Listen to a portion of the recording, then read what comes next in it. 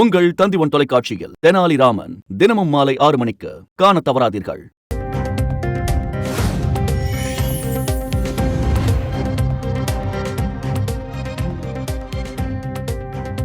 விண்வெளியில் 4 நாட்களுக்குள் முளைத்த விதைகளிலிருந்து இலைகள் துளிர்விட்டன. விண்வெளிக்கு அனுப்பிய ஆராய்ச்சி கருவியில் பயிர் வளர்ப்பு சோதனை வெற்றியடைந்துள்ளதாக இஸ்ரோ பெருமிதம்.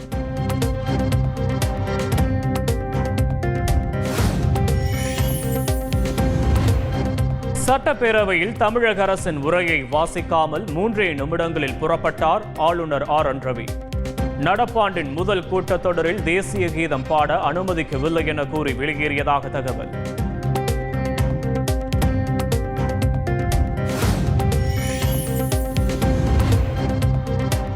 தேசிய கீதத்தை அவமதித்ததால் சட்டப்பேரவையிலிருந்து ஆளுநர் வெளியேறினார். ஆளுநர் மாளிகை மீண்டும் விளக்கம்.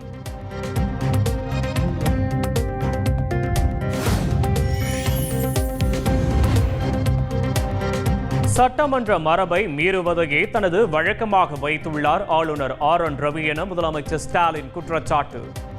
அரசியல் சட்ட கடமைகளை செய்யவே மனமில்லாதவர் அந்த பதவியில் ஏன் ஒட்டிக்கொண்டிருக்க வேண்டும் என்றும் கேள்வி.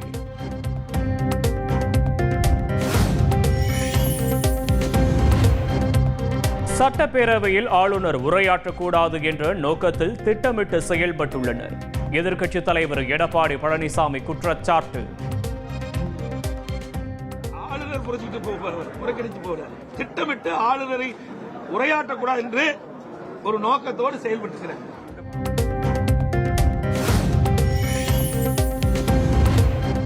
தமிழ்தாய் வாழ்த்து முதலிலும் தேசிய கீதம் இறுதியிலும் பாடப்படுவது தமிழக சட்டமன்றத்தின் ஆண்டாண்டு கால மரபு. தமிழக சட்டமன்ற மரபை காக்கும் நடவடிக்கைகளை பின்பற்றியே ஆக வேண்டும் என தவிக தலைவர் விஜய் அறிக்கை.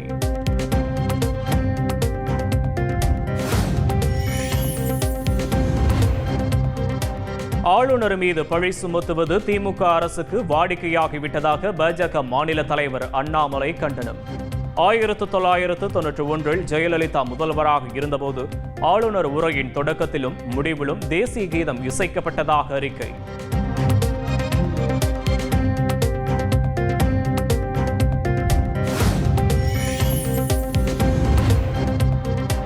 தமிழக ஆளுநர் ஆர்.என். ரவியின் செயல்பாட்டை கண்டித்து திமுக சார்பில் நாளை ஆர்ப்பாட்டம். காலை 10 மணி அளவில் மாவட்ட தலைநகரங்களில் நடைபெறும் என அறிவிப்பு.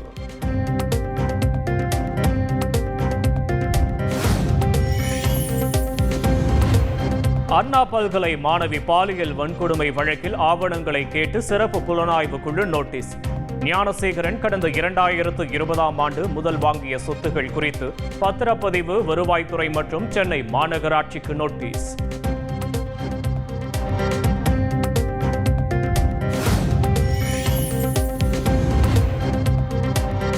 அண்ணா பல்கலைக்கழக மாணவி பாலியல் வன்கொடுமை சம்பவத்தில் கைதான ஞானசேகரன் வீட்டை அளவெடுத்த அதிகாரிகள்.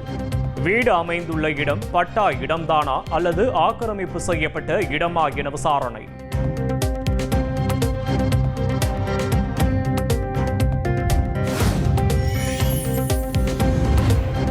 பாஜக திருவண்ணாமலை வடக்கு மாவட்ட தலைவரை தேர்வு செய்ய கருத்து கேட்பு கூட்டம். 10 பேர் கொண்ட பட்டியலில் 5 பேர் தகுதியற்றவர்கள் என அறிவித்ததால் கைகலப்பு.